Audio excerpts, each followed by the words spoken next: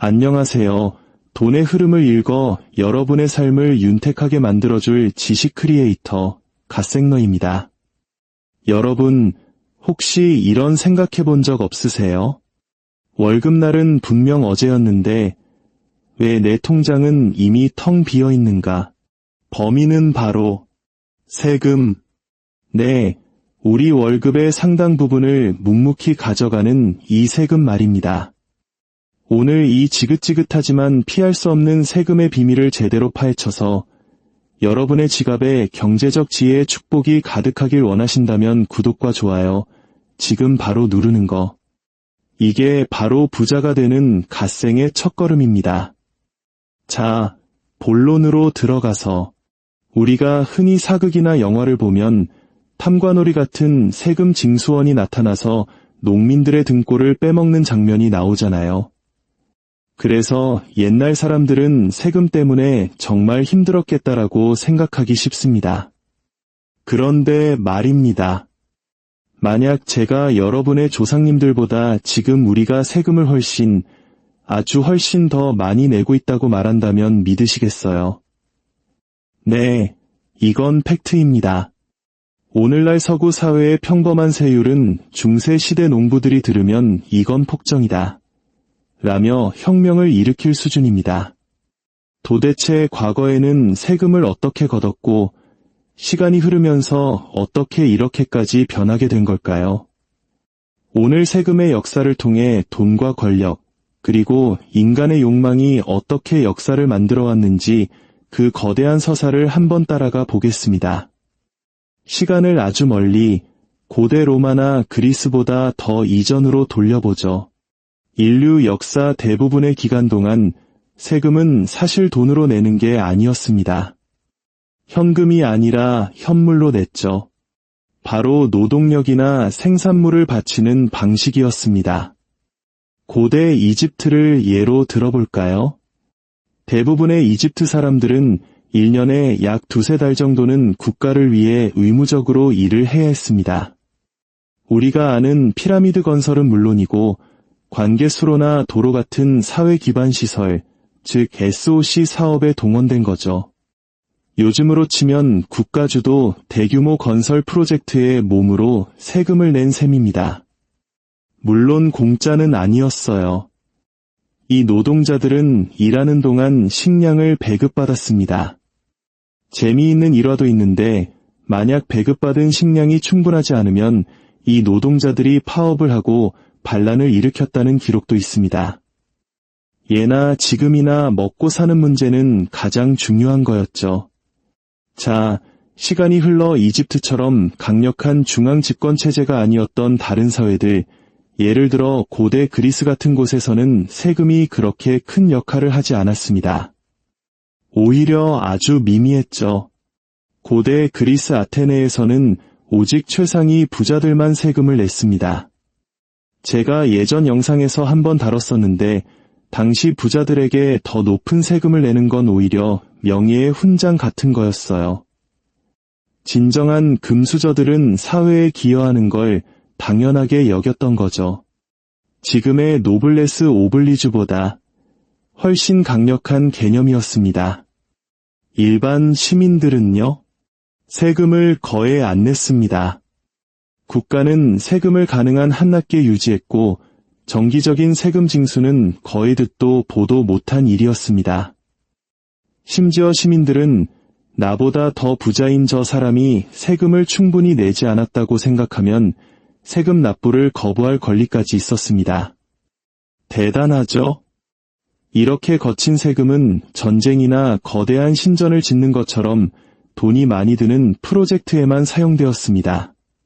그리스에 비하면 로마는 훨씬 체계적이고 그 시대 기준으로는 꽤 가혹했습니다.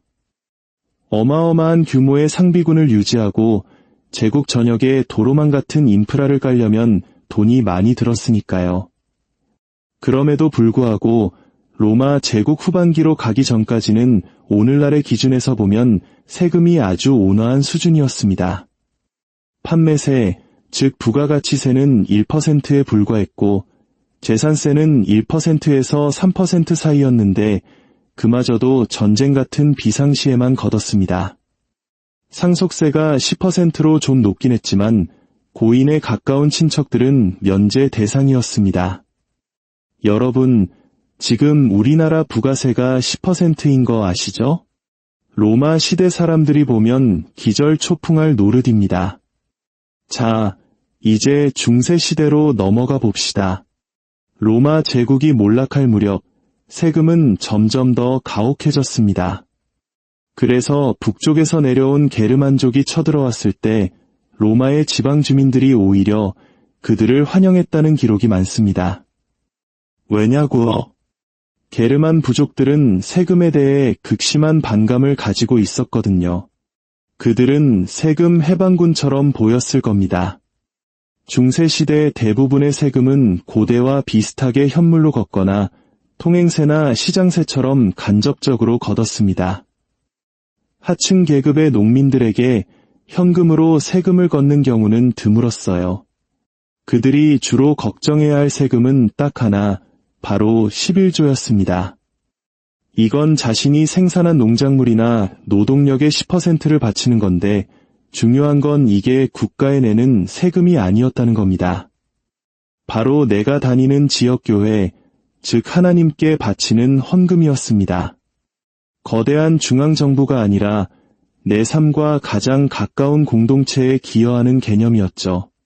만약 땅을 소유하고 있었다면 토지세를 추가로 냈지만 이 세율도 보통 2% 정도로 아주 낮았습니다.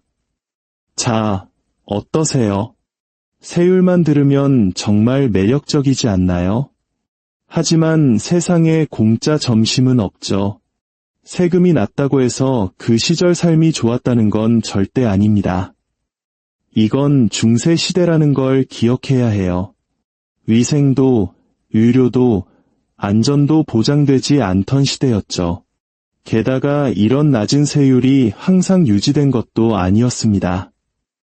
특히 새로 정복당한 땅의 주민들에게는 그야말로 헬게이트가 열렸습니다. 예를 들어 1363년 독일이 스웨덴을 침공하고 독일인 왕을 세웠을 때의 기록을 보면 당시 버터로 내던 세금 부담이 연간 16kg에서 무려 162kg으로 폭증했습니다. 10배가 넘게 오른 겁니다. 버터로 세금 내다가 혈압으로 쓰러질 판이죠. 더 끔찍한 예도 있습니다. 서기 642년 아랍이 이집트를 정복했을 때 아랍 총독들은 이런 명령을 내렸다고 합니다. 낙타가 저 대신 피를 내놓더라도 그 피가 마를 때까지 짜내라. 정말 잔인하죠? 물론 이건 아주 극단적인 사례들입니다. 시간이 흐를수록 세금 부담은 점점 늘어나기 시작했습니다. 가장 큰 이유는 바로 전쟁 비용이 기하급수적으로 비싸졌기 때문입니다. 각국의 정부와 왕국들은 상비군을 유지하기 위해 더 많은 돈을 써야 했죠.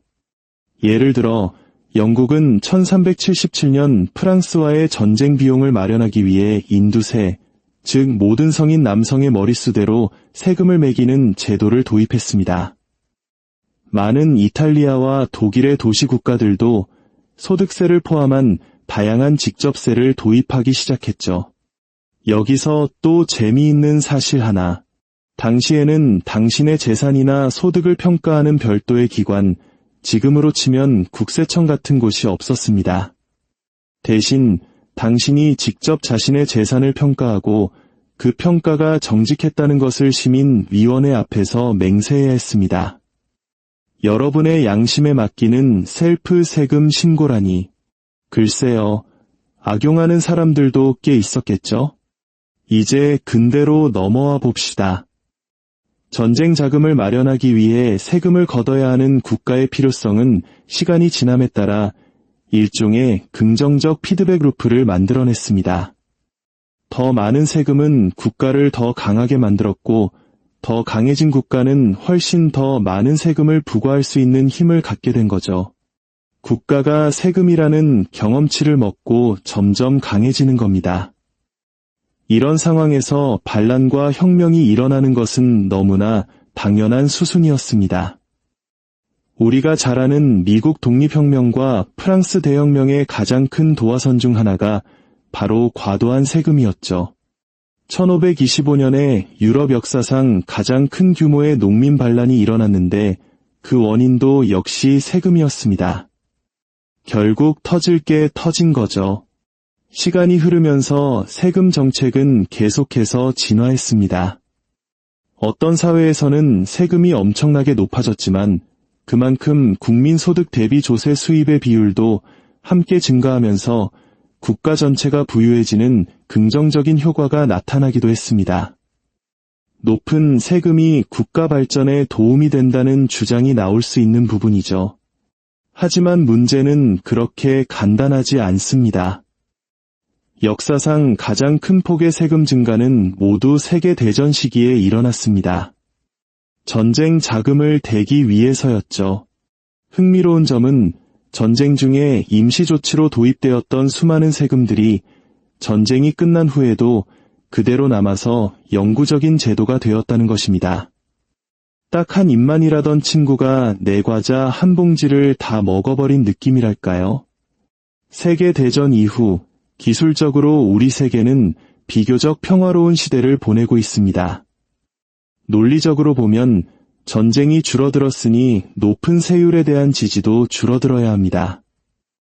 오늘날 세금을 옹호하는 사람들은 낮은 세금이 공공 서비스를 망친다고 주장합니다. 하지만 반대편에서는 이렇게 말하죠. 세금이 낮은 게 문제가 아니라 거둔 세금을 엉뚱한 데 쓰는 세금의 오용이 문제라고요. 핵심은 책임의 문제입니다. 세금은 소수의 강력한 대기업을 위한 구제금융이나 불투명한 사업이 아니라 일반 대중의 이익을 위해 쓰여야 합니다. 그렇지 않으면 높은 세금은 대중의 분노만 살 뿐이고 돈 있는 사람들은 어떻게든 세금을 피하려고만 할 겁니다. 그렇다면 세금이 낮았던 중세나 고대 시대가 더 좋았을까요? 소득에 직접 세금을 매기지 않고 현물로 냈던 그 시절이요? 물론 세율만 보면 그렇죠. 하지만 당시의 생활 환경은 어땠을까요? 의료 서비스나 교육에 대한 접근성은요? 아프면 그냥 죽어야 했고 배울 기회조차 없었습니다. 단순히 세금이 낮았으니 더 좋은 시대였다고 말할 수는 없습니다. 중요한 것은 세금이 어떻게 역사를 만들어 왔는지 이해하는 것입니다. 기본 아이디어는 항상 같았습니다. 일반 대중이 정부에게 소득의 일부를 제공하고 그 대가로 보호와 혜택을 받는다는 사회적 계약 말입니다. 하지만 오늘날 기업과 정부, 복잡한 정책들이 얽히면서 세금은 매우 미묘하고 어려운 주제가 되었습니다. 오늘 영상 즐거우셨다면 제가 예전에 만들었던 고대 그리스의 세금 이야기도 깃더 재미있게 보실 겁니다. 아직 구독하지 않으셨다면 채널 구독 꼭 부탁드리고 저는 다음 시간에 더 흥미로운 돈 이야기로 돌아오겠습니다.